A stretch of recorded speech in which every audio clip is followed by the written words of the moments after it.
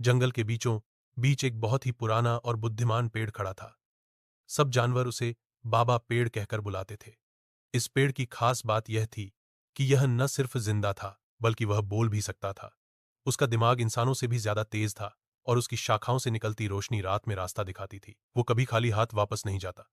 बाबा पेड़ हर किसी की मदद करता था, चाहे वो छोटी सी चींटी हो या बड़ा हाथी। एक दिन दोपहर के समय, जब सूरज अपनी पूरी गर्मी के साथ चमक रहा था, एक थकी, हारी, उदासी से भरी गाय बाबा पेड़ के पास आई। उसकी आंखें आंसुओं से भरी थीं और हर कदम उसके दर्द को बयां कर रहा था। नमस्ते बाबा पेड़, गाय ने कमजोर सी आवाज में कहा। नमस्ते प्यारी गाय, बाबा पेड़ ने अपनी भारी और शांत आवाज में जवाब दिया। तुम इतनी उदास क्यों हो? तुम्हारे चेहरे पर दुख की लकीरें साफ दिख रही हैं। गाय ने गहरी सांस ली और बोली, बाबा पेड़, मैं अपना घर खो चुकी हूं। जिस खेत में मैं रहती थी, वहां लोगों ने नए मकान बनाने शुरू कर दिए हैं। उन्होंने सभी जानवरों को वहां से भगा दिया। मुझे समझ नहीं आ रहा मैं कहां जाऊं, किससे मदद मांगूं। बाबा पेड़ ने अपनी लंबी शाखाएं हिलाई, जैसे किसी इंसान ने सोचते हुए सिर हिलाया हो। यह तो बहुत दुख की बात है, उसने कहा, लेकिन चिंता मत करो, हर मुश्किल का हल होता है। पहले तुम थोड़ा पानी पी लो और मेरी छाया में आराम करो। गाय ने पानी पिया जो बाबा पेड़ की जड़ों के पास से निकल रहा था। वह पानी ठंडा और मीठा था, जैसे किसी झरने का हो। थोड़ी देर में उसकी थकान कम हो गई। अब सुनो, बाबा पेड़ ने कहा, मुझे याद है कि जंगल के दूसरे किनारे पर एक छोटी सी हरी भरी घाटी है, जहां कुछ और जानवर रहते हैं। वहां एक छोटा तालाब भी है और हर तरफ हरी घास है। तुम वहां आराम से रह सकती हो। मैं तुम्हें रास्ता भी बताता हूं। गाय की आंखों में उम्मीद की चमक आ गई। क्या सच में? बाबा, आप मेरी इतनी मदद करेंगे? मैं तो हर किसी की मदद करता हूं। बाबा पेड़ मुस्कराया। लेकिन तुम्हें एक काम और करना होगा। क्या काम? गाय ने हैरानी से पूछा। जब तुम वहां जाओ तो वहां के दूसरे जानवरों की भी मदद करना। आज तुम मुझसे मदद ले रही हो, कल किसी और को तुम्हारी जरूरत होगी। गाय ने सिर झुकाकर कहा, बाबा, मैं वादा करती हूं। बाबा पेड़ ने हवा में अपनी शाखाओं से एक रोशनी बनाई, जो एक चमकते तारे की तरह जंगल में एक दिशा में उड़ने लगी। यह रोशनी तुम्हें रास्ता दिखाएगी, इसके पीछे चलते जाना। लेकिन रास्ते में कुछ मुश्किलें भी आएंगी।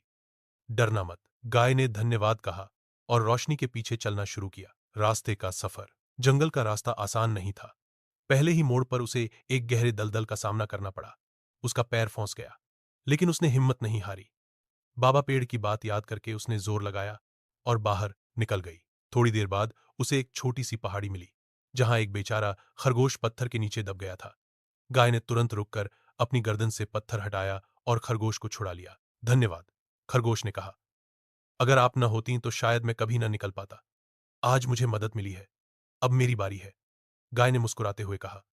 आखिरकार कई घंटों की यात्रा के बाद रोशनी रुक गई। उसके सामने एक सुंदर घाटी थी। तालाब का पानी चमक रहा था और चारों ओर हरी भरी घास थी। कुछ जानवर उस घाटी में रह रहे थे।